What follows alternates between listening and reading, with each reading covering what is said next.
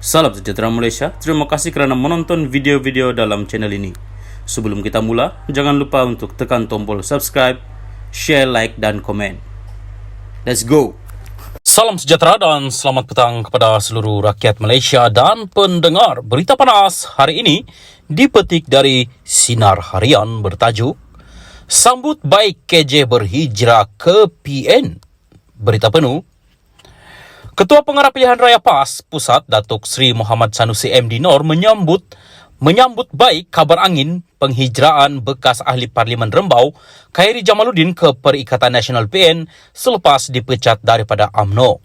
Katanya ura-ura berkenaan diharap menjadi kenyataan kerana PN sentiasa mengalu-alukan pemimpin berkualiti dan hebat daripada UMNO. Menurut beliau, penyertaan figura politik itu juga akan memberikan kesan positif dan kekuatan kepada PN terutama menjelang pilihan raya negeri PRN di 6 negeri pada tahun ini. Saya harap ia menjadi kenyataan. Orang baik, mai datang, orang tidak bagus pergi berhimpun belah sana PH. Katanya ketika ditemui di majlis penyerahan surat hak milik, lesen menduduki sementara, hak milik sumbangan dan cukai tanah di Dewan Cendrawasih di sini pada Selasa. Tambahnya yang juga Menteri Besar Kedah, PN juga sentiasa membuka ruang untuk mana-mana individu yang dipecat atau digantung UMNO untuk menyertai parti itu sekiranya mereka berminat. Yang dibuang dari UMNO orang baik-baik, orang yang ada potensi hebat. KJ, Khairi, siapa kata tak hebat? Siapa kata Tan Sri Anwar Musa, Tan Sri Noor Omar, Datuk Sri Syahidan Kasim, Datuk Sri Hishamuddin Tun Hussein tidak hebat? Semua ini orang hebat, terkenal di seluruh Malaysia katanya. Pada Isnin, Khairi dilaporkan menyatakan minat untuk bertanding dalam PRN Selangor. Menurutnya, beberapa tawaran telah dibuat kepadanya termasuklah jawatan Menteri Besar sekiranya menang. Beliau bagaimanapun tidak mendedahkan parti politik mana yang menawarkan jawatan itu selain tidak bercadang untuk menubuhkan parti baru di negara ini. Salam sejahtera, salam perpaduan kepada seluruh rakyat Malaysia dan pendengar berita panas. Hari ini dipetik dari Malaysia Kini bertajuk Bersedekah, PAS lakukan tak kira musim. Berita penuh. Presiden PAS Abdul Hadi Awang hari ini sekali lagi menekankan bahawa amalan bersedekah yang dilakukan oleh PAS itu bukanlah sesuatu yang aneh. Malah, ia dilaksanakan secara tidak bermusim. Kerana dididik dengan amalan itu, katanya pada ahli PAS, termasuk dalam kalangan wakil rakyat PAS, menanggung hutang yang banyak, ekoran berhikmat mereka kepada masyarakat tanpa memilih siapa. Dalam kalangan mereka itu, tambah ahli parlimen marang berkenaan, ada yang hanya berjaya melangsaikan hutang masing-masing selepas berserah. Itu adalah bukti hikmat wakil rakyat PAS sepanjang masa dan kepada semua, bukan hanya pada musim pilihan raya umum, pusat, negeri dan pilihan raya kecil semata-mata. Kini, selepas ramainya ahli PAS daripada pelbagai lapangan dan kebolehan, usaha-usaha ini diatur secara sistematik dalam lapangan yang lebih luas, katanya melalui minda Presiden PAS di Facebook hari ini.